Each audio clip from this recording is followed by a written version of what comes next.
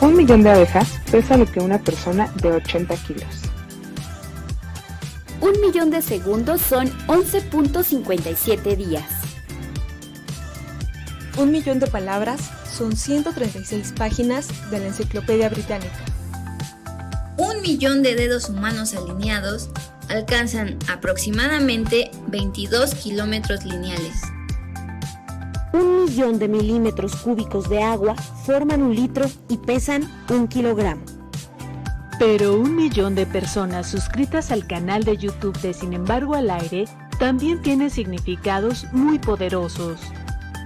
1 millón de suscriptores son 11 estadios Azteca totalmente llenos de personas que esperan el alarido del gol. 1 millón de hombres y mujeres libres que nacieron libres y quieren seguir en libertad. Son 1 millón de latidos a ritmos distintos en un mismo corazón. 1 millón es todo si estamos juntos. 1 millón de gracias por apostar a la libertad. 1 millón, muchos millones de gracias. Sin embargo al aire, 1 millón de suscriptores, muchos millones de gracias.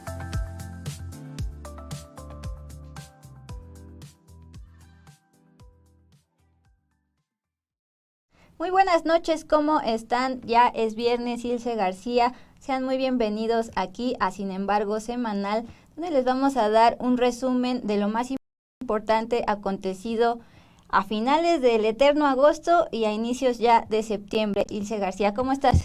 Muy buenas noches, Dulce, muy bien. Obviamente que te extrañamos la semana pasada, qué bueno que ya estás por acá. Y exactamente les tenemos un resumen muy completo, no se lo vaya a perder, porque si usted algún día de la semana no pudo estar pendiente de las noticias, pues aquí les vamos a informar de absolutamente todo lo relevante que pasó en la semana.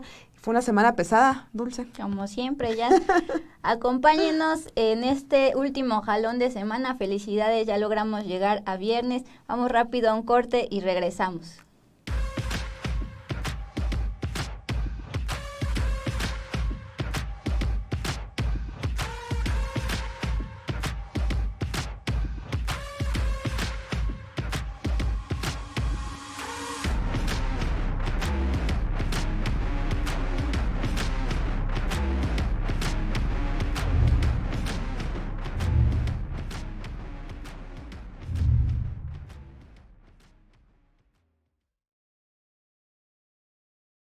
Pues ya estamos de regreso y vamos a arrancar esta semana que inició con el lunes 29 de agosto. Y fue un lunes de encuestas, Ilse. Un grupo de encuestas publicadas en distintos medios el lunes confirma cuando se cumplen 4 años ya del gobierno de la denominada Cuarta Transformación, que Morena sigue arrasando a los partidos tradicionales, a la vez que el presidente Andrés Manuel López Obrador está manteniendo altos los niveles de aceptación entre los ciudadanos a 4 años de gobierno. Por un lado, vimos que el periódico El Financiero reportó que Morena crece y volvería a ganar las elecciones presidenciales si se celebraran ahora. Mientras que la alianza opositora Va por México obtiene 17 puntos menos que el partido en el poder. Otra encuesta de Encol, esta publicada por el diario español El País y también por W Radio, arrojó que Morena cuenta con el 55% de la preferencia efectiva frente al 22% del PAN, frente al 14% del PRI y frente a solo 3% que obtuvieron tanto el PRD como el Movimiento Ciudadano. El diario El País lo señaló así: la favorita para suceder al mandatario es, sin ningún tipo de matiz, la jefa de gobierno de Ciudad de México, Claudia Sheinbaum. Los invito a ver este video sobre estas encuestas. 6 medios, uno de ellos extranjeros, publican este lunes distintas encuestas y todas dan una aplastante victoria de Morena sobre el PRI y PAN y sobre otros partidos menores, como el PRD y Movimiento Ciudadano. El Financiero da ventaja a Claudia Sheinbaum sobre Marcelo Ebrard al interior del partido oficial, pero señala que con cualquiera de los dos, la jefa de gobierno o el canciller, la victoria de Morena sería arrolladora. Indica que si las elecciones presidenciales se celebraran ahora, el partido en el poder ganaría con 17 puntos por encima de la alianza opositora Va por México, que concentra al PRI, PAN y PRD. Otras dos encuestas, de Crónica y El CEO, confirman el liderazgo de Sheinbaum al interior de Morena, y luego viene la de El País y W Radio, que lo ratifica con creces. Morena arrasa con Sheinbaum como candidata favorita y afianza su ventaja sobre toda la oposición, dice el Diario Español en su edición impresa. El Financiero mide a Ricardo Monreal y a Dan Augusto López. Dice que bajaron 2 puntos cada uno, 22 y 20% de opinión positiva en agosto. Al preguntar quién de ellos prefieren que sea el candidato o candidata de Morena a la presidencia en 2024, Sheinbaum capta el 28% de las preferencias de la población general. A esta encuesta hay que sumarle lo que dice el Universal, que el trabajo del presidente López Obrador es aprobado por un 62%, un nivel prácticamente igual a la última medición de este medio y similar a otras realizadas desde 2020. El Universal da cuenta de cómo durante la pandemia y después se mantuvo por encima del 60%. El País y W Radio dicen que Morena consolida su poder. Se impondría con el 55% frente al 53% que obtuvo en 2018, con la suma de los apoyos cosechados por el PT y el Partido Verde, ambos aliados de la Cuarta Transformación.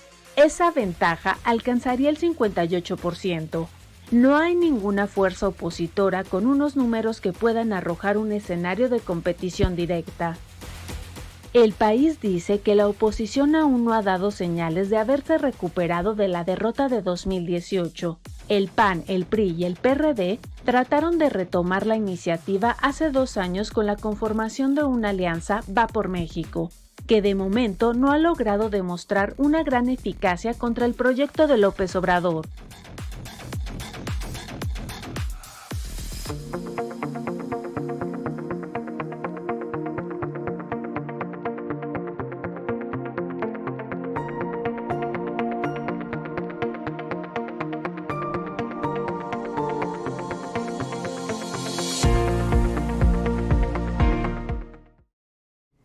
Y bueno, Dulce, para el día lunes también les seleccionamos, esta es una información muy importante y es sobre el Estado de México y esta elección que se avecina para el próximo año.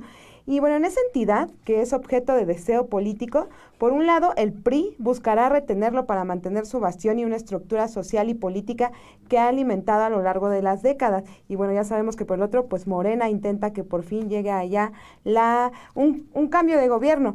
Y bueno, por el otro, pues sí, Morena quiere sumar a esa entidad a sus victorias.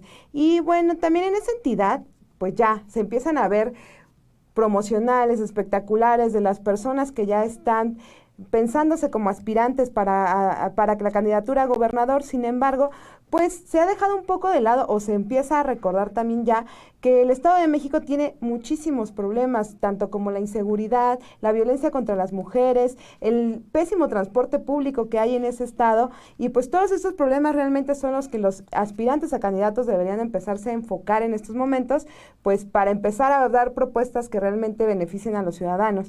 Y bueno, Daniela Barragán nos preparó este reportaje con más información sobre el Estado de México, ese estado que pues el año que viene va a ser todo un tema, porque es una elección muy importante, ya sabemos, para el PRI, pero también para Morena. Vamos a ver este video con información de Daniela Barragán. La elección de gobernador en el Estado de México es considerada el experimento previo a la elección presidencial de 2024. Esa es la magnitud de los comicios del próximo año en una entidad con más de 12 millones de votantes y que hoy es la joya de la corona que se disputarán las 3 fuerzas políticas más importantes del país. Hasta ahora, los principales nombres que ya han sido definidos por sus partidos y que se preparan para el arranque de la campaña son Delfina Gómez de Morena, Enrique Vargas del Villar del PAN y Omar Ortega del PRD, mientras que por el PRI suenan los nombres de la diputada Ana Lilia Herrera y la secretaria de Desarrollo del Edomex, Alejandra del Moral. El Estado de México es el objeto del deseo político.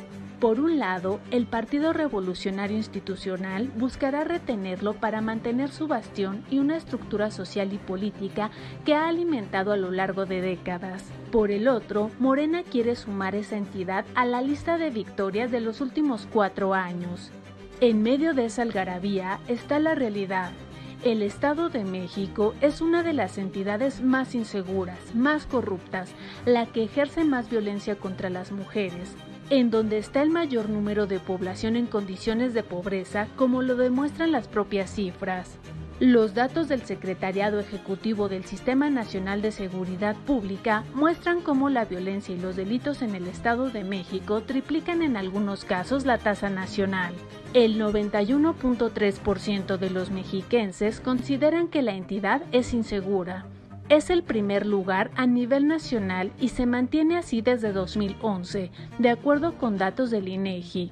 Los delitos que sobresalen son el robo a transeúnte. En 2015, los delitos en el Estado de México eran 155% más que la cifra a nivel nacional. En 2018, el 75%. En 2021, el 71% más, y para lo que va de 2022, 146% más. Respecto a los feminicidios, la cifra nacional es igual a la cifra estatal. En pobreza, es la entidad con mayor número de población en esa condición. En 2020, de acuerdo con los datos más recientes del Coneval, son 8.342.500 personas que viven en esa condición. La cifra era de 7.036.300 personas. Luego está el tema de la percepción. El 85.2% de la población, aunque identifica a la Policía Preventiva Municipal, considera que es corrupta. Ese porcentaje no cambia desde 2011. Ocurre lo mismo con los ministerios públicos y procuradurías estatales. Ahí la desconfianza es del 85.3% y es la máxima a nivel nacional.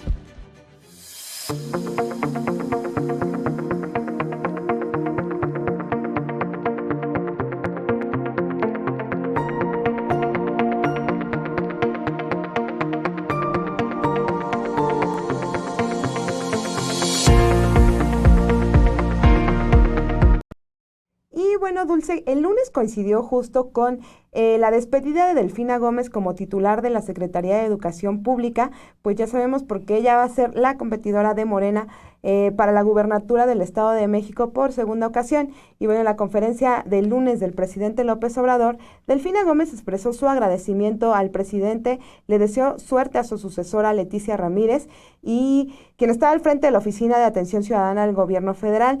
Y bueno, en este agradecimiento que Delfina Gómez da al presidente, pues dice específicamente: gracias por la oportunidad por darle la oportunidad a una maestra de estar en este puesto. Pues dijo, en otras circunstancias no se habría dado algo como lo que pues ella logró encabezar y lo que ahora va a encabezar Leticia Ramírez, que pues también es otra maestra de grupo. Y pues sin más, vamos a escuchar el mensaje que dio el lunes Delfina Gómez. Y señor presidente, de verdad, muchas gracias por esta oportunidad. Muchas gracias. Y yo, a nombre de pues ahora sí que de mi familia y de mis amigos y de mis compañeros, le agradecemos porque dio oportunidad a una maestra, dio oportunidad a una mujer y dio oportunidad a una persona que a lo mejor en algún momento y bajo otras circunstancias no hubiera sido posible que una mujer, una maestra, como unos dicen, la maestrita, sí, con mucho orgullo. Y yo creo que quien nos dio la oportunidad fue aquí nuestro presidente, por eso le agradezco mucho esta gran oportunidad. Y también le deseo, y sé que le va a ir muy bien a nuestra compañera, la maestra Leticia Ramírez Amaya. Muchas gracias, de verdad, yo sé que ya estamos trabajando, ya desde que tuvo la indicación, ya estamos trabajando, la veo también con muchos deseos así que de trabajar y de hacerlo lo mejor para nuestros niños y nuestras niñas. Continuando con lo que aconteció el día lunes en este inicio de semana, vámonos con un tema del expresidente Felipe Calderón. Y es que el expresidente francés Nicolas Sarkozy reveló detalles de su negociación con el gobierno de Felipe Calderón para la posible liberación de Florence Cassés en la nueva serie documental que usted puede ver en Netflix denominada El caso Cassés Vallarta, una novela criminal, que está basada justamente en una novela criminal del libro de Jorge Volpi. En el documental, Sarkozy manifestó que ellos sabían que Genaro García Luna, entonces secretario de Seguridad Pública de Felipe Calderón, era más poderoso que el presidente. Textualmente dijo así: sabíamos que en este caso en particular el presidente no podía tomar decisiones sin su ministro y que su ministro era, en este caso particular, más poderoso que el presidente. Vamos a ver este video que nos prepararon al respecto. El expresidente francés Nicolas Sarkozy aseguró en la nueva serie documental de Netflix sobre el caso Cassés que su gobierno tenía información de que Genaro García Luna, entonces secretario de Seguridad Pública de Felipe Calderón, era más poderoso que el presidente y que no era una persona muy buena.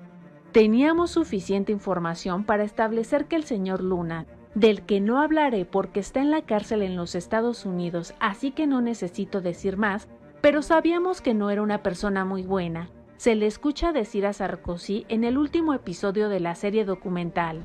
Sabíamos que en este caso en particular, el presidente no podía tomar decisiones sin su ministro, y que su ministro era en este caso particular más poderoso que el presidente, señaló el exmandatario francés. Basada en una novela criminal, el libro de Jorge Volpi, ganador del premio Alfaguara de novela en 2018, Netflix estrenó la serie documental El caso Cassés Vallarta, una novela criminal que explora paso a paso lo sucedido en búsqueda de la verdad, haciendo un viaje entre México y Francia, países que estuvieron en medio de una crisis diplomática por este hecho. García Luna está hoy en día detenido y a la espera de su juicio en Estados Unidos, acusado de nexos con el narcotráfico. Israel Vallarta fue detenido junto a Florence Cassés, su novia de entonces, en 2005, en uno de los casos más mediáticos y polémicos que involucró a García Luna, entonces titular de la Agencia Federal de Investigación. Cassés, por otra parte, fue liberada luego de ampararse en un caso que definió la Suprema Corte de Justicia de la Nación en 2013.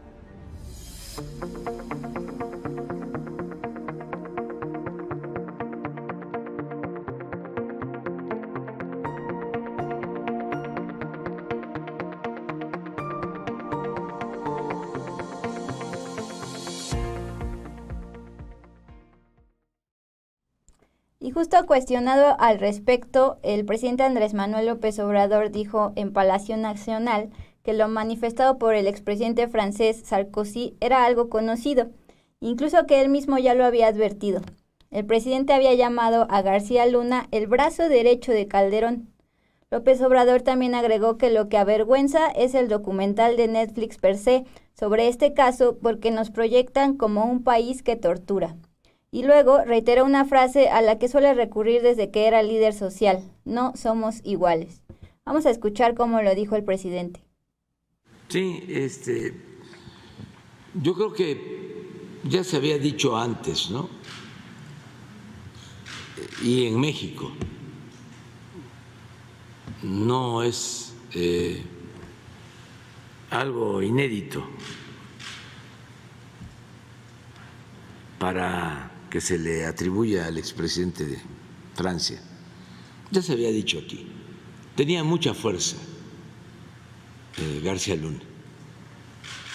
Yo aquí lo dije, hasta puedo repetirlo, era el hombre fuerte. Dije brazo derecho.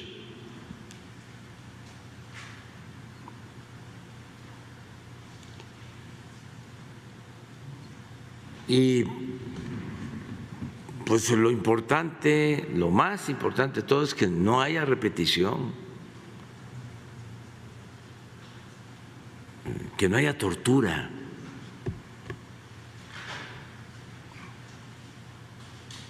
Porque lo que avergüenza y duele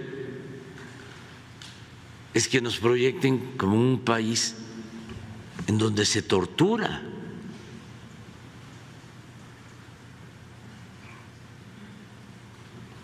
Ahí debió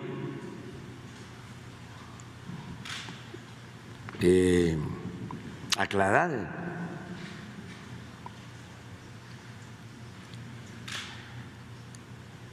el documental o en el guión del documental, nada más que ellos son libres y además me han dicho que está bien hecho, que es un buen trabajo, que es una buena investigación. No lo he visto, pero pregunté y me dijeron que está bien, pero no hablan de que ya no hay tortura, porque eso les duele mucho, les cuesta trabajo aceptarlo. Por eso digo, no somos iguales. Sí, porque eso se terminó. Y lo que dicen es de que los torturados todavía no salen, van a salir.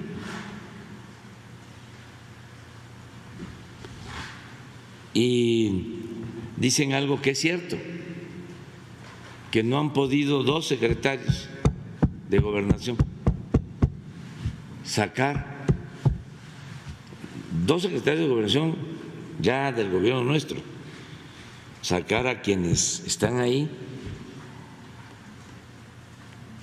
y está demostrado que fueron torturados.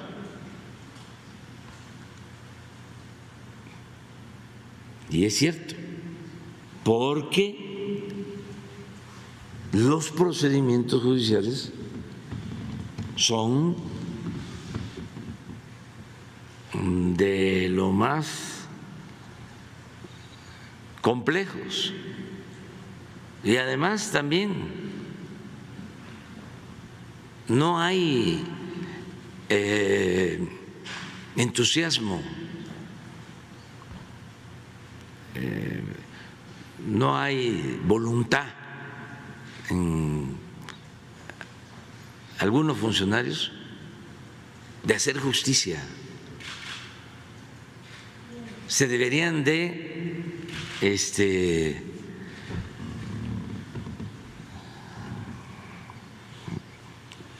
fortalecer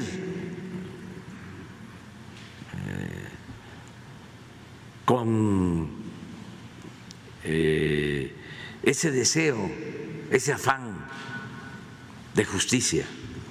Y hay todavía mucho burocratismo. Les elegimos esta otra nota sobre el consejero presidente del Instituto Nacional Electoral, Lorenzo Córdoba Vianello, que fue increpado ese día por un estudiante durante su visita a la Facultad de Estudios Superiores Zacatlán, donde impartió una conferencia magistral y pues ahí en su mensaje aseguró que el sistema electoral de México funciona. Ya al terminar esta conferencia, un alumno identificado como Alejandro Torres, quien publicó el video en sus redes sociales, afirmó: Lorenzo Córdoba, no eres bienvenido en la UNAM. Hoy le recordamos que es un racista y que el INE que él dirige es el principal enemigo de la democracia. Denuncio que autoridades de la FES Zacatlán agarraron mi teléfono y cortaron el video. Ese fue el mensaje que puso él y luego puso el video donde pues sí se ve que le reclama pues por ser racista, porque el INE es un instituto muy caro. Otras cosas más le dice el joven ahí a Lorenzo Córdoba. Vamos a ver este momento. Lorenzo Córdoba Vianello, el consejero presidente del Instituto Nacional Electoral, fue increpado este lunes durante su visita a la Facultad de Estudios Superiores Zacatlán, tras impartir una conferencia magistral. Señor Lorenzo Córdoba, hay quienes no nos olvidamos que usted es un racista y que no es bienvenido en la UNAM, y que usted no tiene ninguna autoridad moral para venir a hablar de democracia a la UNAM. No, por eso, se lo externamos, que usted no es bienvenido en la UNAM y que es usted un racista. ¿Sí? No tiene ninguna autoridad moral para venir a hablar de democracia, ¿vale? Ni autoridad académica, ni intelectual, ni autoridad política.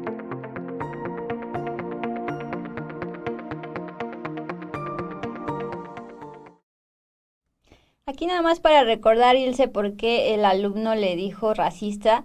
En el 2015 recordarán que se filtró un audio de una conversación de este presidente consejero Lorenzo Córdoba, donde se burla aparentemente de una persona de un pueblo originario.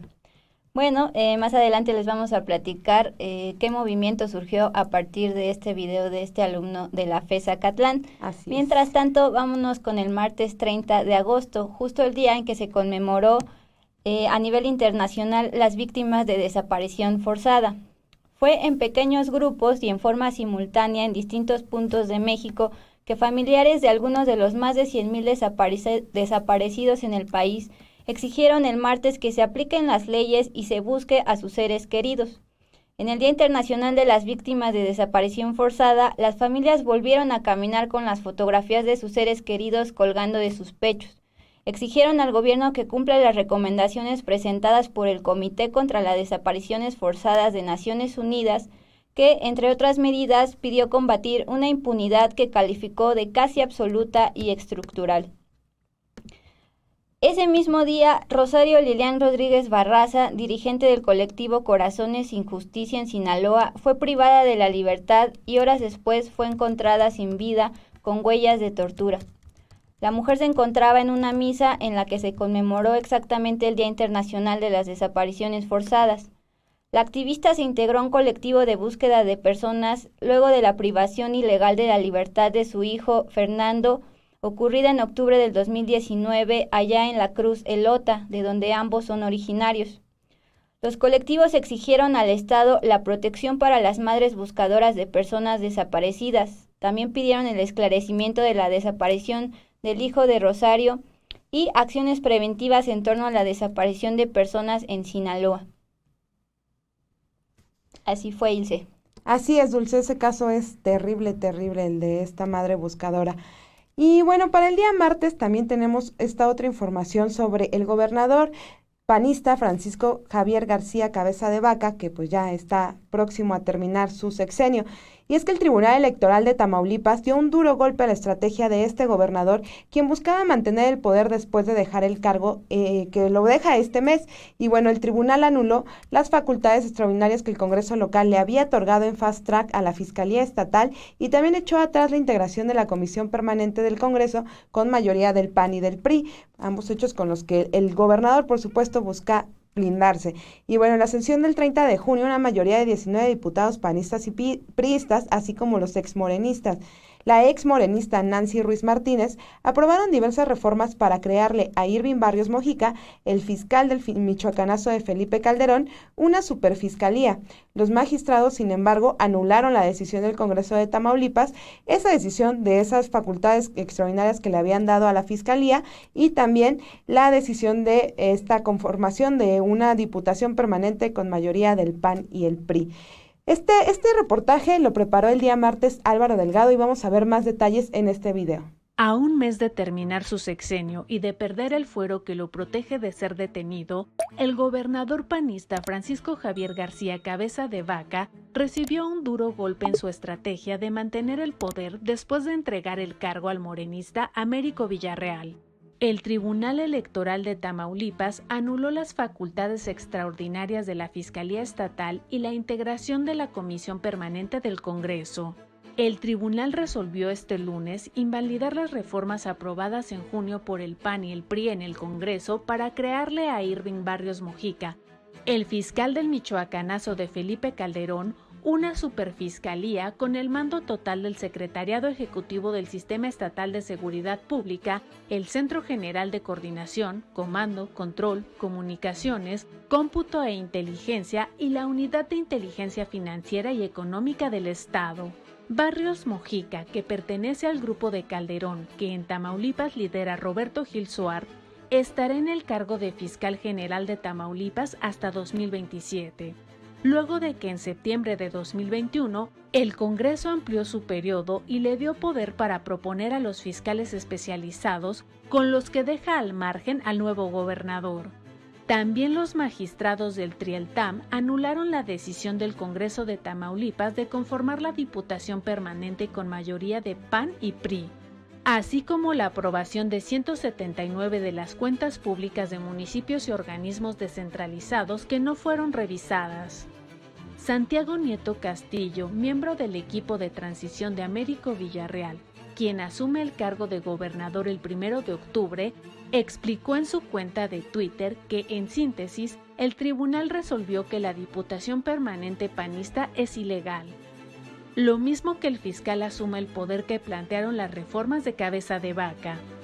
Aunque el PAN aún puede impugnar esta decisión del Tribunal Electoral de Tamaulipas ante la Sala Superior del Tribunal Electoral del Poder Judicial de la Federación, está también pendiente que la Suprema Corte de Justicia de la Nación resuelva una impugnación de Morena sobre la violación al proceso legislativo en estas reformas aprobadas por el Congreso de Tamaulipas.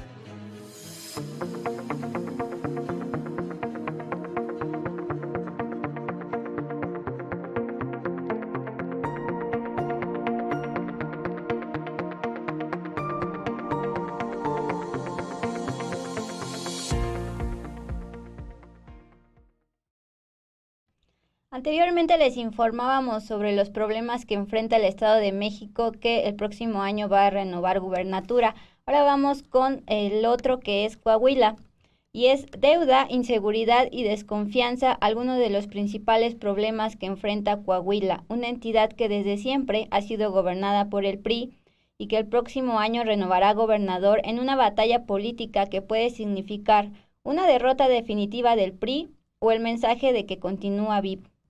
En 2021, según cifras de la Secretaría de Hacienda, la deuda ascendió a más de 39,000 millones de pesos. Esto significa que, y para dimensionarlo nada más, cada coahuilense debería pagar más de 11,000 pesos para saldarla. Además, su población en condiciones de pobreza no ha logrado bajar a menos del 20% desde el 2008 en aquella crisis internacional. Vamos a ver este video que nos preparó nuestra compañera Daniela Barragán. Los ciudadanos de Coahuila ocupan el cuarto lugar de los más endeudados en México. En los últimos años, la deuda que han adquirido los gobiernos estatales coloca a la entidad como la quinta más endeudada del país, de acuerdo con cifras de la Secretaría de Hacienda. En 2021, según las mismas cifras, la deuda ascendió a los 39,896 millones de pesos y cada coahuilense debería pagar 11,971 pesos para poder saldarla. La consecuencia de esas decisiones es que, a pesar de que Coahuila tiene una alta concentración de industria y es la entidad con mayor actividad minera, una industria que no ha estado exenta de abusos, como quedó demostrado con la tragedia de Sabinas, su población en condiciones de pobreza no ha logrado bajar a menos del 20%, al menos desde 2008, y su porcentaje de población en pobreza extrema ha ido en aumento desde el mismo año. En 2023 se jugará su futuro político. Se debatirá entre continuar bajo el mando del PRI, que ha gobernado la entidad desde que era el Partido Nacional Revolucionario en 1929 hasta la fecha. La otra opción de los coahuilenses es apostar por otras fuerzas como el PAN, que no ha descartado ir en alianza con el tricolor en esta entidad, o Morena, el partido que más entidades ha ganado en los últimos 3 años. El PRI busca colocar a Manolo Jiménez, un joven político cercano al actual gobernador Miguel Riquelme y al exgobernador y actual secretario general del PRI, Rubén Moreira. Estos son los principales problemas de Coahuila frente a la elección de gobernador en 2023. Deuda. Para 2017, de acuerdo con Hacienda, la deuda se ubica en 37,047,8 millones y para 2021 aumentó a 39,896,8 millones de pesos. El 99% de la deuda fue solicitada directamente por el gobierno de la entidad y, según los datos de Hacienda, el monto actual de la deuda equivale al 77% de sus ingresos totales. Pobreza. Las cifras de pobreza se han mantenido sin alteraciones significativas en los últimos 10 años. De acuerdo con el Coneval, el porcentaje de población en pobreza en 2008 fue de 32,7%. Para 2022, la cifra se ubicó en 25,6%. Corrupción e inseguridad. Los datos del INEGI permiten medir la percepción de los habitantes de México respecto a la inseguridad y a la corrupción. En el caso de Coahuila, 3 de cada 10 habitantes refirieron actos de corrupción en los trámites que realizó. Las organizaciones de seguridad son unas de las más afectadas en cuanto a la confianza, ya que actualmente solo el 12,7% considera que el trabajo de la Policía Estatal es muy efectivo. Más de la mitad de la población, El 53.4% considera que la entidad es insegura.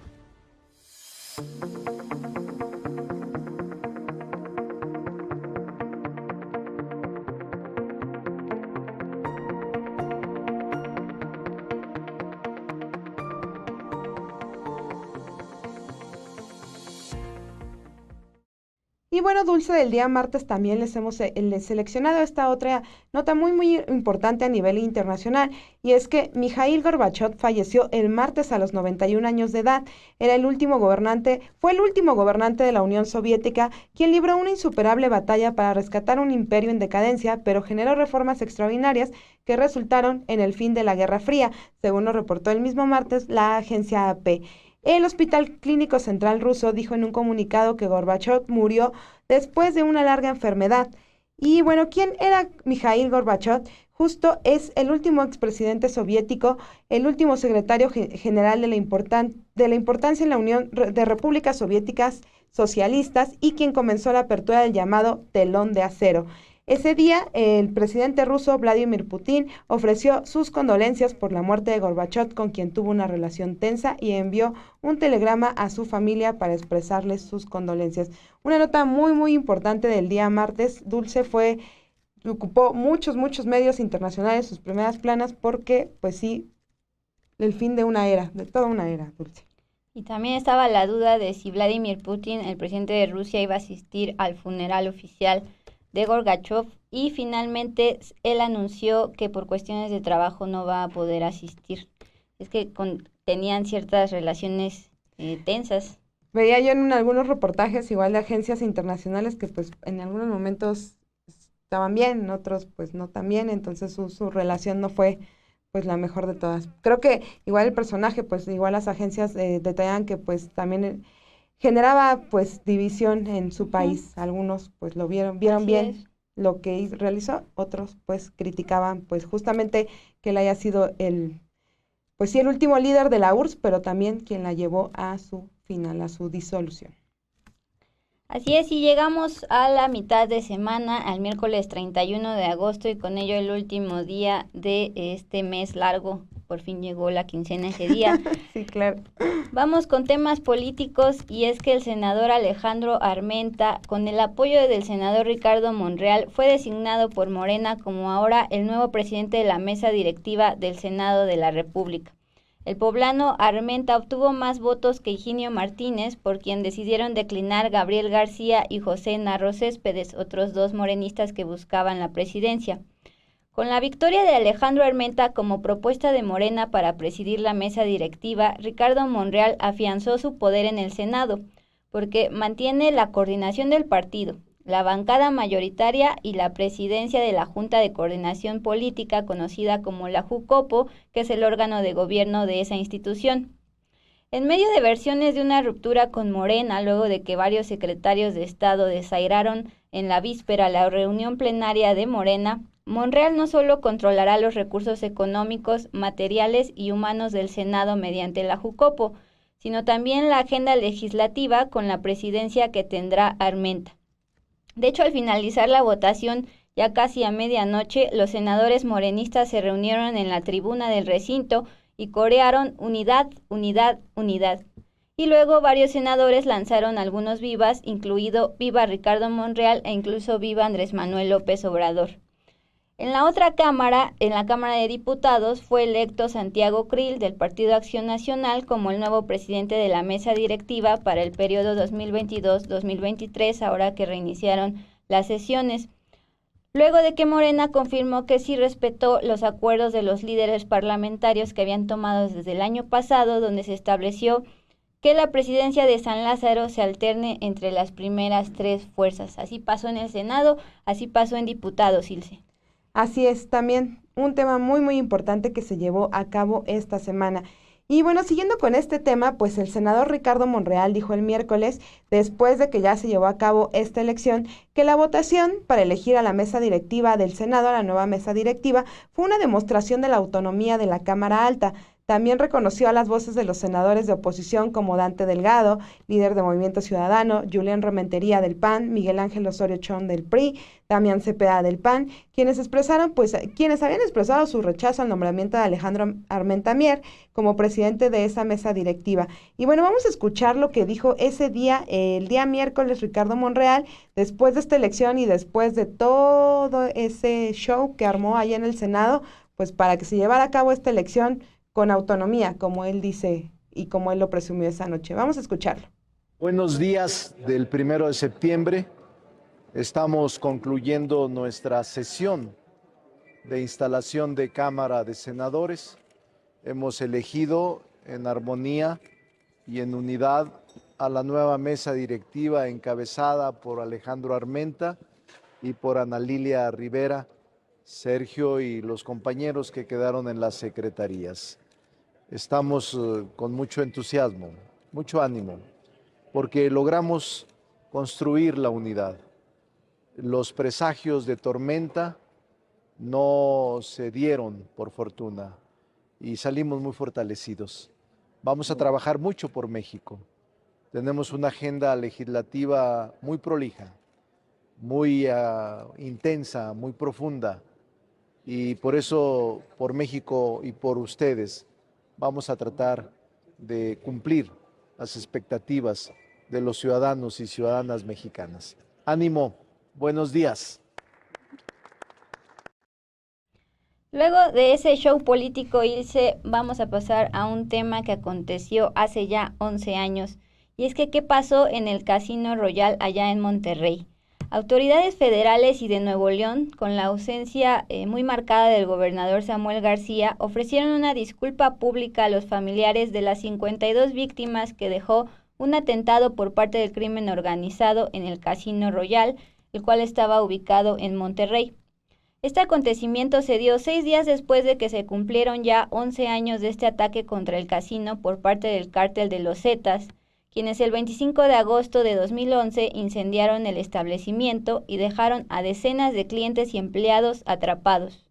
El alcalde de Monterrey, Luis Donaldo Colosio, pidió perdón a las familias porque en su momento no les dieron la cara a las víctimas y porque la tragedia se pudo evitar, así lo dijo.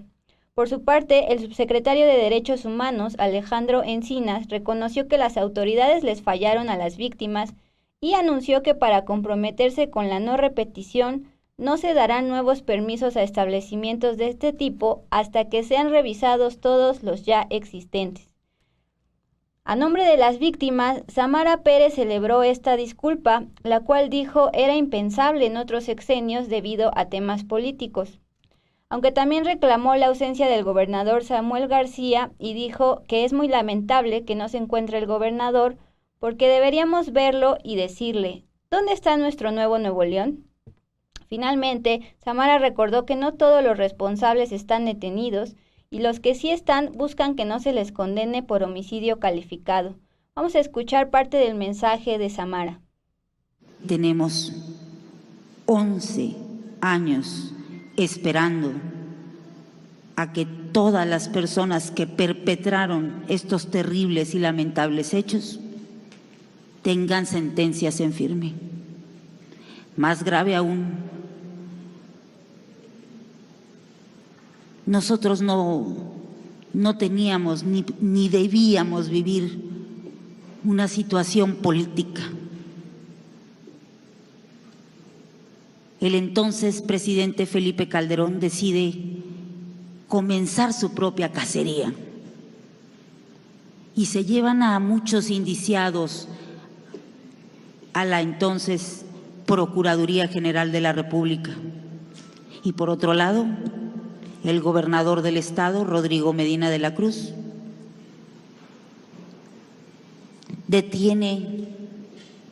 hizo más de 2.300 detenciones para realizar las investigaciones. El resultado,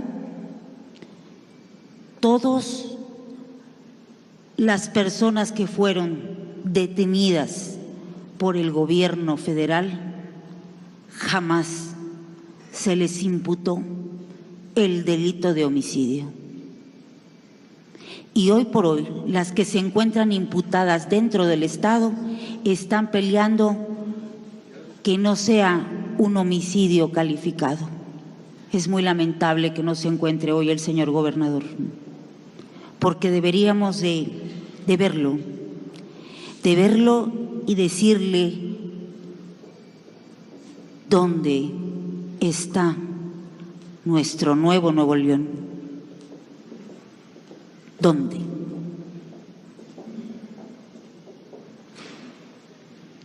La vida va más allá de partidos políticos, de colores, de gobiernos.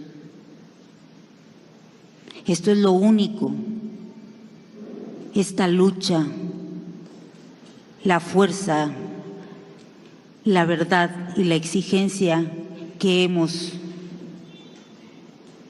caminado estos 11 años las familias, es lo que debemos de dejar como legado a las nuevas generaciones.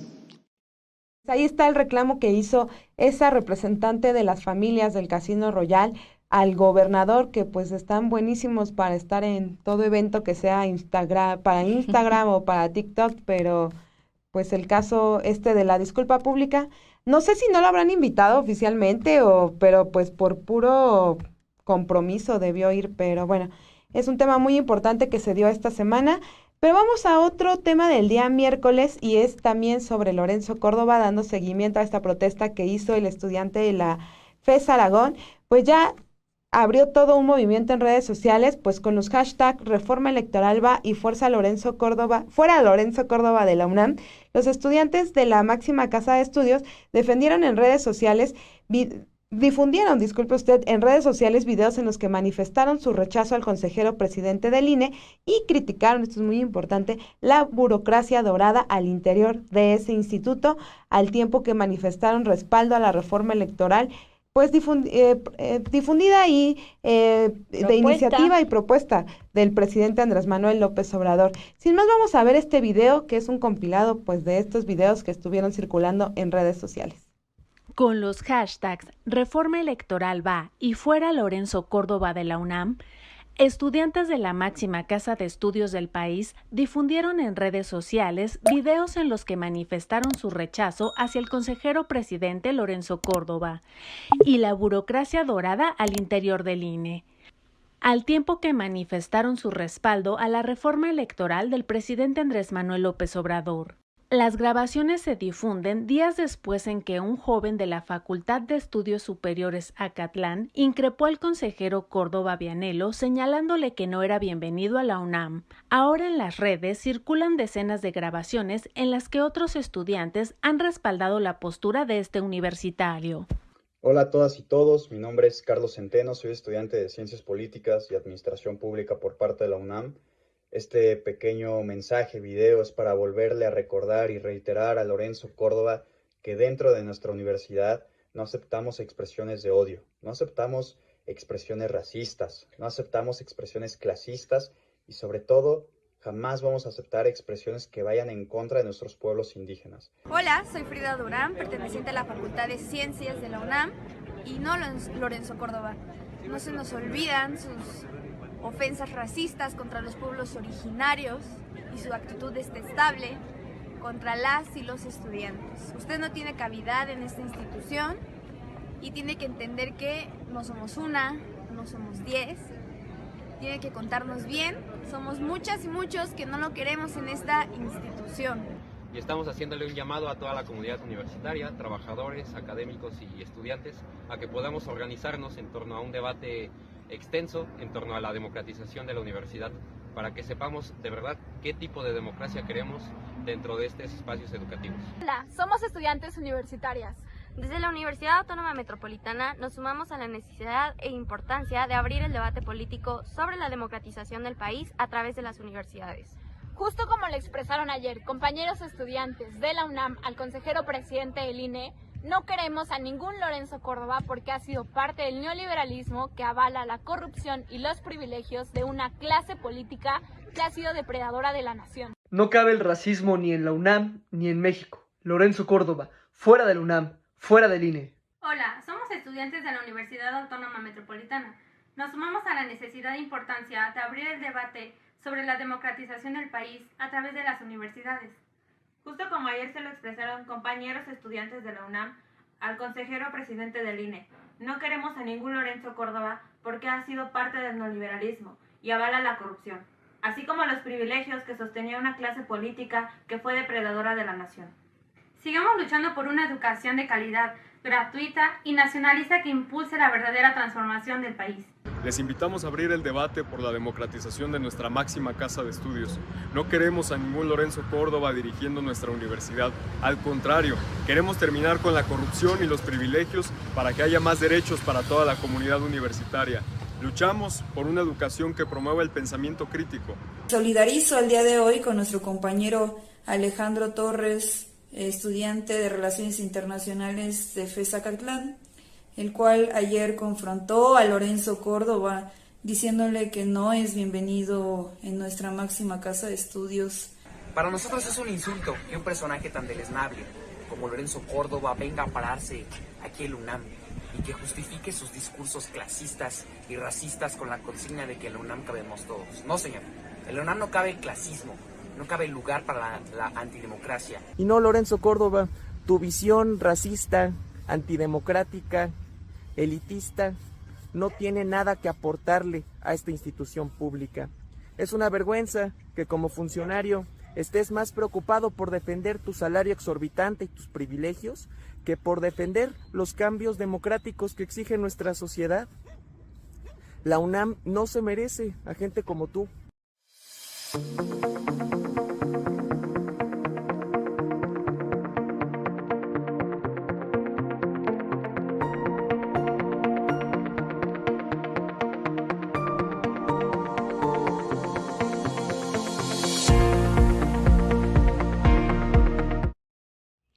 Pues ahí está la postura en torno al INE y al consejero presidente Lorenzo Córdoba, que ya va de salida de varios estudiantes.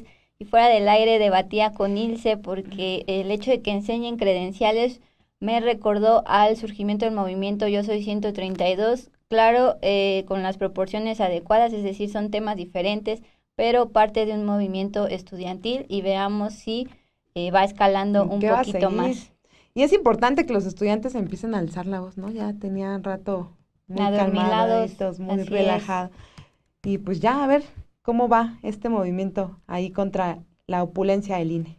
Y en torno al tema de reforma electoral, Ilse, hablando de jóvenes, es un joven académico quien dirigirá Litiomex. El presidente Andrés Manuel López Obrador ya anunció este miércoles que Pablo Daniel Tadei Arriola será el director de la empresa paraestatal Litio para México.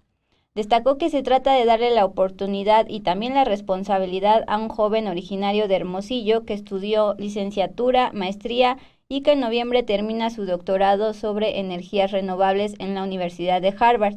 También es hijo del superdelegado en Sonora, Jorge Tadei. Por otra parte, López Obrador detalló que sostuvo una reunión con el gobernador de Sonora, Alfonso Durazo, porque están elaborando un plan para que, además de coordinar Litiomex, también la entidad se convierta en impulsora de la generación de energías renovables, limpias y también de producción de baterías con litio a fin de promover la industria automotriz. Esto porque Sonora tiene mucho potencial para paneles solares, donde se está construyendo un panel gigante para la CFE y también donde se han demostrado yacimientos probables para litio. Así es, Dulce, y pues llegamos ya al jueves 1 de septiembre, ya empezó este mes que nos gusta tanto, por supuesto, y porque ya se viene la fiesta patria, entonces vamos a estar muy, muy contentas este mes, y pues es momento también de pedirle que nos deje sus likes, si está en la Liga de los Periodistas, sume aquí likes, todos los likes siempre son muy bienvenidos, y más tarde cuando se suba el Sin embargo semanal independiente en el canal de YouTube, también déjenos sus likes, por supuesto sus comentarios, y suscríbanse, síganse suscribiendo al canal de Sin embargo al aire, porque ya sabe, seguimos de fiesta, seguimos festejando el 1,000,000 de suscriptores, entonces que se sigan sumando, ¿verdad, Dulce? Muchísimas gracias por ese 1,000,000 y sigue subiendo la campanita para suscribirse, la manita para el like, por favor. No se le olvide, muchísimas gracias. Y bueno, le hemos elegido para el día jueves pues el tema del día de ayer, que fue el cuarto informe de gobierno del presidente López Obrador. Y como siempre en estos informes es muy importante la rendición de cuentas, pero también el muy esperado mensaje político. Siempre en estos informes es importante saber qué dijo el presidente. Y bueno, el presidente dijo ayer que en México ya no domina la oligarquía, sino que hay un gobierno democrático cuya prioridad son los pobres, son la gente con menos recursos y también los jóvenes.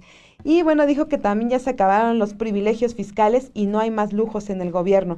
Destacó que en México no proliferan las huelgas ni existe ingobernabilidad y se garantiza como nunca el derecho a disentir. Y bueno, el presidente también manifestó que confía en que triunfará la cuarta transformación de México y que cuando finalice su gobierno en 2024 nos va a tocar celebrar. Vamos a ver lo que dijo ayer el presidente en este informe, en este cuarto informe. Estamos ganando la batalla contra el racismo, el clasismo y la discriminación. Hemos reducido la incidencia delictiva. Son pocas las manifestaciones de protesta. No proliferan las huelgas, ni existe ingobernabilidad. Se garantiza como nunca la libertad de expresión y el derecho a disentir. El gobierno no participa en fraudes electorales. La Fiscalía General de la República y los poderes legislativo y judicial actúan con absoluta independencia. El peso no se ha devaluado. Han aumentado las reservas del Banco de México en 14%. Existe libertad religiosa y Estado laico. Se está demostrando que la mayor riqueza de México es la honestidad de su pueblo y ahora más que nunca está presente que México es de los países con mayor riqueza cultural en el mundo. Está más presente que nunca la grandeza cultural de México. Amigas y amigos, les confieso que ahora poseo más aplomo y serenidad que antes. Ha crecido aún más, esto sin duda, mi respeto y el amor al pueblo. Creo con racionalidad, con mística y con optimismo que triunfará la cuarta transformación de México. Y en lo personal me siento bien y de buenas. Estoy feliz porque la revolución de las conciencias ha reducido al mínimo el analfabetismo político. Gracias a los servidores públicos que me acompañan y a todas y todos los mexicanos por participar en esta odisea en pos de la felicidad del pueblo y la prosperidad de la patria. Muchas gracias. ¡Que viva México! En el político de este cuarto informe de gobierno se abordaron los temas de desigualdad y Guardia Nacional, es decir, seguridad. El presidente Andrés Manuel López Obrador sostuvo en su cuarto informe que a pesar de las adversidades estamos saliendo adelante y también afirmó que en el país se ha logrado aminorar la desigualdad y la pobreza. Destacó que mientras los más ricos ganaban 18 veces más que los pobres en 2018, para 2020 esto se redujo a 16 veces. También afirmó que en ese periodo los más pobres fueron los únicos que vieron crecer sus ingresos. En materia de seguridad, el presidente afirmó que se está reduciendo la incidencia delictiva en el país y recalcó: "No tengo ninguna duda, estoy absolutamente convencido de que la paz es fruto de la justicia". El presidente presumió que los delitos del fuero federal bajaron 29.3%, el robo de vehículos 43%, el secuestro se redujo en 81% y los delitos de robo tuvieron una disminución general de 23.4%. El presidente también anunció que ya envió la iniciativa al Congreso para que la Guardia Nacional se incorpore a la Secretaría de la Defensa Nacional. Volvió a negar que se busque la militarización, sino más bien evitar que se corrompa como la extinta Policía Federal, y hablando de eso añadió: En nuestro gobierno no hay personas como García Luna. Eso fue parte del informe, Ilse. Así es, Dulce, cuarto informe de gobierno que el día de ayer pues le presentamos aquí en vivo también, sin embargo, al aire. Pero el día de ayer también tuvimos una entrevista muy, muy importante y exclusiva sobre todo, y es que los periodistas hablaron con Israel Vallarta, que está detenido desde diciembre de 2005 y en una conversación telefónica desde el penal del Altiplano. Y se trata también de la primera conversación que da desde el lanzamiento de esta serie documental de Netflix sobre el caso de su detención y de la detención de la francesa Florence Cassés. Y bueno, en el estudio estuvo con los periodistas la esposa de Israel Vallarta, Mari Sainz, con quien también platicaron. Pues Israel Vallarta les respondió las preguntas que se pudieron en estos 10 minutos que le dan para hacer una llamada telefónica a la semana a su familia, que en esta ocasión pues su esposa muy amablemente la cedió a los periodistas para que pudieran conversar con él. Le responden, entre otras cosas, sobre qué pensó sobre la detención de García Luna y de Cárdenas Palomino. Así también habla de pues qué debería hacer la Fiscalía General de la República en su caso. Le pide sobre todo al fiscal que pues ya desistan de las acusaciones en su contra, y habla de algunos otros temas. Vamos a escuchar este fragmento que les hemos seleccionado, pero muy importante. Si usted no vio esa entrevista, al terminar Sin Embargo Semanal, váyase al canal de Sin Embargo al Aire y vea la completa. Vamos por lo menos con este fragmento para que vea usted de qué le estamos hablando. En todos esos años, a mí se me ha negado mi derecho a escuchar mi voz. Lo he intentado por más de una ocasión, múltiples ocasiones. Mi esposa puede dar fe de eso. En el último intento que hice de manera formal a través de un escrito donde pido al órgano concentrado se me permita otorgar una vez más una conferencia de prensa, y me contestan que no porque la seguridad, por mil situaciones. Bueno, eso por un lado. A mí en este momento nunca se me avisó, se me dijo o se me pidió una autorización para escribir libros, para hacer series o películas o nada por el estilo. Nunca se me ha permitido escuchar mi voz. Las veces que ustedes en los últimos 2-3 años que me han escuchado ha sido de esta manera. En mis momentos de llamadas telefónicas de la familia, mi esposa me ha hecho favor de grabar la petición mía y hacerlo público. Como ustedes saben bien, he hecho denuncias de circunstancias diversas. Ahora, por qué estoy aquí hoy a casi 17 años, precisamente porque lo he denunciado múltiples veces. Es un sistema involucionador, el sistema judicial, y precisamente el anterior sistema inquisitivo por el que estoy aquí. Nada más un ejemplo, el 23 de mayo de 2006 solicité, entre otras pruebas, la comparecencia del testigo número 1, que fue el señor Pablo Reina, que fue el que llevó a cabo cubrió el evento en mi casa, que todos sabemos que fue falso. Yo desde el primer momento así lo he sostenido.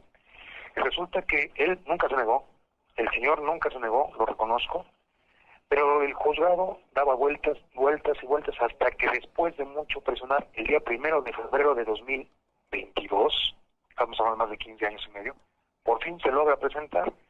Lo irregular de esto es que, aun y cuando yo he solicitado y he estado siempre en mis audiencias, yo no estuve, no me permitieron estar, aunque estuvo mi abogado y estuvo bien las preguntas, pero no me permitieron estar.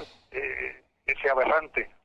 Pero bueno, esta situación de la Fiscalía General de la República, el año pasado, de manera formal, se le envió un escrito de mi persona, mi esposa incluso también, solicitando que, bueno, en la evidencia tan clara de los abusos por parte de autoridades anteriores, del poder, de que fabricaron el actuar tan deshonesto de esos funcionarios públicos, pues estaba dejando muy mal, en mis palabras, ¿verdad? En otras palabras, estaba dejando muy mal a la incluso hoy actual Fiscalía General de la República, y solicitábamos el desistimiento, el retiro de los cargos.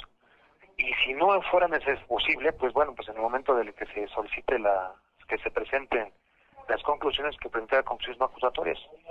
Y nos dijeron que no. Esperemos hoy que con tantas evidencias tan claras que hoy se dan a la luz pública, yo no he visto, para empezar, el tal documental, no he tenido la oportunidad, Aquí obviamente por ser un penal de máxima seguridad, pues no tenemos acceso a ese tipo de aparatos. Yo tengo como más de 2 años que no tengo televisión, se me ha tenido negada, aun cuando tenía autorizada. No tengo yo acceso a los medios de comunicación. Y ese es mi problema, para yo poder dar una opinión sobre qué se está exhibiendo allá afuera, o qué se dice, o lo que dice el presidente en las mañaneras, porque me lo platican mis compañeros. Muy interesante esta entrevista en exclusiva de los periodistas. Ilse, hemos llegado al día de hoy, viernes 2 de septiembre, y en la conferencia matutina del presidente Andrés Manuel López Obrador se evidenció, como ya se había prometido, una lista de jueces que han liberado de manera sospechosa a ciertos miembros del crimen organizado, a secuestradores, entre otros casos. Presentó desde Palacio Nacional el subsecretario de Seguridad Ricardo Mejía un informe detallado de casos sospechosos en donde juzgadores en todo el país liberaron a presuntos criminales, muchos de ellos incluso buscados tanto en México como en el extranjero. Por ejemplo, el caso de Rafael Caro Quintero, fundador del Cártel de Guadalajara, o el descongelamiento de cuentas de Kamel Nasif relacionado con pedofilia allá en la península de Yucatán. Esto como parte del debate sobre la posible eliminación de la prisión preventiva oficiosa que el próximo lunes 5 de septiembre los ministros de la Suprema Corte van a debatir y votar. La Corte lo que va a discutir es la constitucionalidad de la medida cautelar de prisión preventiva oficiosa que el Congreso de la Unión estableció en el artículo 19 desde el año 2008 y cuyo catálogo de delitos fue reformado y ampliado en 2019 por la mayoría de Morena en Congreso, que va desde robo de auto a casa habitación hasta secuestro y delincuencia organizada, huachicoleo, delitos electorales, etcétera, etcétera. El proyecto del ministro Luis María Aguilar plantea que la prisión preventiva oficiosa debe eliminarse porque afecta principalmente a grupos vulnerables que no tienen los recursos para acceder a una defensa y por eso pueden pasar años para ser sentenciados. Actualmente hay más de 92,000 personas presas aún sin sentencia. Pero el gobierno de México, por otro lado, afirma que eliminar esta medida puede dar lugar a corrupción entre jueces y enumeró este número de casos como el de Caro Quintero, pero también de secuestradores y de asesinos. Esto fue lo que se dio a conocer esta mañana en el Palacio Nacional, Ilse. Así es, Dulce. También lo que manifestó el presidente fue muy importante en ese contexto, pues dice que se arrepiente de las designaciones que hizo, de las propuestas que hizo para la Suprema Corte de Justicia de la Nación. Como sabemos, en este sexenio han entrado 4 nuevos ministros a la Suprema Corte de Justicia de la Nación y pues el presidente dice que ya no están pues acorde con la Cuarta Transformación, con el proyecto que él encabeza. Entonces también hizo una dura crítica desde ahí a los ministros, de la Suprema Corte. Y bueno, también tenemos esta nota del día de viernes, que en realidad viene desde ayer por la noche, y es que un hombre armado intentó la noche de ayer jueves asesinar a Cristina Fernández, vicepresidenta de Argentina, prácticamente a la puerta de su casa y ante decenas de personas que realizaban una vigilia en apoyo de la también expresidenta de ese país, quien atraviesa por un juicio sobre presunta corrupción. ¿Quién es el atacante? Sabac Montiel, que tiene 35 años y tiene nacionalidad brasileña. Tenía solo 6 años cuando se mudó a Buenos Aires con su familia y bueno, se crió en un barrio de la clase media de la capital y ahora arrendaba un piso de una sola habitación en San Martín, un distrito popular del extrarradio. Y bueno, este hombre fue detenido, por supuesto, después de que intentó accionar un arma contra la vicepresidenta argentina, pero por suerte, pues esta arma no se detonó.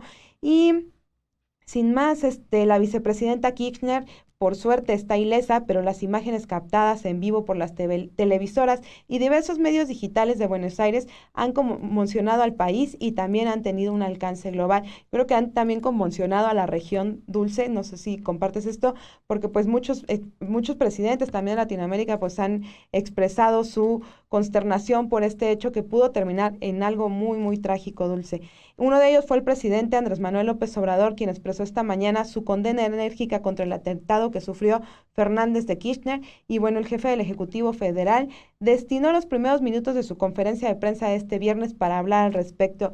El presidente dijo lo siguiente: fue algo lamentable, reprobable, pero al mismo tiempo diría milagroso, porque está bien, Cristina, es un acto reprobable ante cualquier circunstancia, no puede justificarse. Y es que sí, Dulce, se trató de algo milagroso. De algo milagroso, o sea, esa arma no saben, técnicamente hasta el momento no saben por qué no se detonó, pero como decía el presidente de ese país, tenía 5 balas esa arma que le apuntaron a la cabeza y por mucha fortuna no se accionó esa arma. Y bueno, Dulce, esta es la información que les hemos seleccionado para este, sin embargo, semanal que nos tocó de cambio de mes, de agosto a septiembre, el mes patrio, por supuesto, y pues sin más, estamos terminando este resumen, pero antes de despedirnos, queremos darle, por supuesto, el tema de la semana, y pues Dulce, si quieres empezar con el tema de la semana. Así es, Ilse, muchísimas gracias por habernos acompañado en este resumen semanal. Pero antes quisiéramos abordar el tema semanal que sería la cuestión política que se vivió en el Congreso, principalmente en el Senado de la República, a mitad de semana, todo el día prácticamente hubo este show entre legisladores para ver quién se mantenía la presidencia de la mesa directiva y con ello las decisiones políticas dentro de esta Cámara Alta.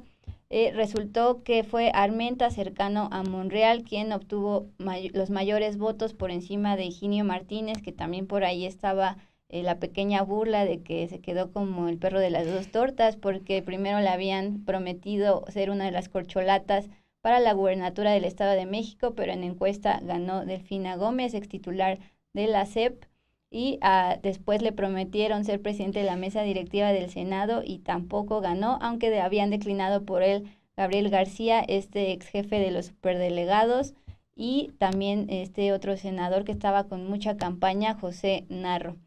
Y del otro lado, Ilse, tenemos en la Cámara de Diputados, que como te comentaba, se opacó un poquito por todo este show en el lado del Senado, que pues ya como habían acordado, Morena ya cedió la presidencia de la mesa directiva allá en la Cámara de Diputados al partido de oposición Acción Nacional en manos de Santiago Krill. Así es, Dulce. Yo creo que el tema del Senado sí fue algo muy, muy importante porque básicamente Ricardo Monreal movió sus fichas como él dispuso y al final pues se queda con ese respaldo de los senadores de Morena frente a esta desaire que había vivido de parte de los funcionarios del gobierno de México, pero a final de cuentas en sus palabras pues él dijo después de esta elección en el Senado que salió más fuerte, que salió fortalecido, y yo creo que a mí se me hace el tema de la semana, Dulce, porque es muy importante ver que a final de cuentas lo que critica mucho el presidente de no es el cargo por el cargo, Monreal esta semana lo ratificó que realmente es el cargo por el cargo y el poder por el poder, mantener el poder dentro del Senado, y creo que ahí sigue prendiendo como siempre una acción de Monreal, las alertas dentro de Morena que puede significar él una bombita interna que mientras más se acerca a 2024 es más peligroso cómo va a explotar, qué tanto daño podría hacer si en algún momento llega a haber esa ruptura con Morena de Monreal. Entonces yo creo, por eso yo digo que es el tema de la semana, Dul, porque o sea, es Monreal siendo Monreal nuevamente y nuevamente pues comprobando que todo lo que se le critica de verdad se le critica por algo, como el de verdad estar el cargo por el cargo, mantener el poder, aberrincharse hasta más no poder y hacer lo que él quiso y como él quiso, y pues se hizo así esa elección. Se elige a Alejandro Armenta como nuevo presidente de la Cámara de Senadores, y pues sí, un cercano a Monreal. Monreal sigue teniendo el control del Senado, y pues ahí vamos a ver qué sigue, Dulce. Y sin más, vamos a dejarlos ya este viernes. Les agradecemos muchísimo que se haya quedado hasta este momento con nosotras. Ojalá esté ya muy, muy bien informado y pues que comience su fin de semana y descanse muchísimo. Descanses muchísimo, gracias por acompañarnos y la próxima semana estén muy atentos el lunes a esta votación de la Suprema Corte en torno a la prisión preventiva oficiosa. Algunos están a favor, algunos están en contra. Infórmese aquí en Sin Embargo MX y Sin Embargo al aire para que usted se forme una opinión propia al respecto de esta medida cautelar. Y nosotros nos vemos la próxima semana aquí en Sin Embargo Semanal. Descanse.